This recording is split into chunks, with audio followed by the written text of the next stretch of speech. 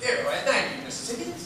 May I introduce you to Miss Eliza Doolittle? My dear Miss Doolittle. How kind of you to let me come. Delighted, my dear. Mrs. Eynsford Hill, Miss Doolittle. How do you do? How do you do? Lord and Lady Boxington, Miss Doolittle. How do you do? How do you do? And Freddie Eynsford Hill. How do you do? How do you do? Miss Doolittle. Good afternoon, Professor.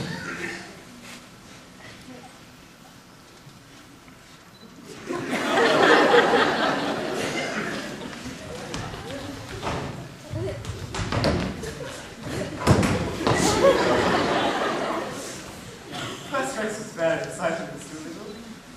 I'm so sorry you missed it. Will it rain, do you think? The rain in Spain stays mainly in the plain.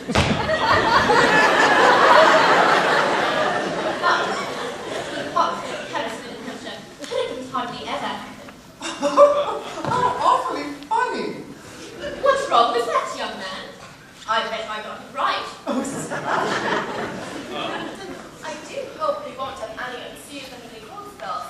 It brings on so much influenza, and our whole family is susceptible to it. My aunt died of influenza, so they said. But it's my belief they done the old woman in.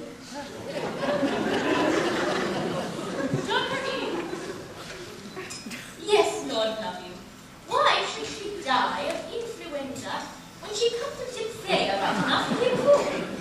Very blue said she was. They all thought she was dead. But my father, he kept ladling drink down her throat. And then she come to so sudden, and she licked the bowl off the spoon. Dear me.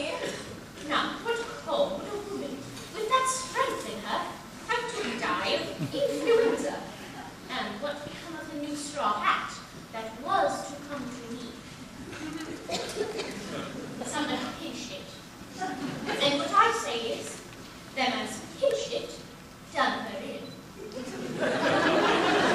Done her in, you say? Oh, that's some smallpox, as your person aim means to kill them. You surely don't believe your aunt was killed. Do I not? Them she lived with would have killed her for a hat pin, let alone a hat.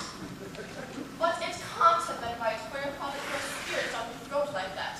It might have killed her. No, no. It was mother's milk to her. Plus, he's poured enough of it down his own throat. He knew the good of it. My word, you mean that he cried? Right! My word, something chronic. Here, what are you sniggering at? The new small talk.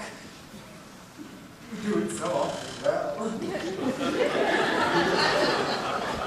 If I was doing it proper, then what was you laughing at? Am I saying anything I oughtn't? Not at all, my dear. That's a mercy, anyhow. What I always say. Yeah, I don't suppose there's enough time to place a bet before the next race. Come. I'm afraid not. I have a bet on number 7.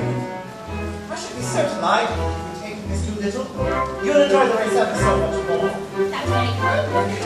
His name is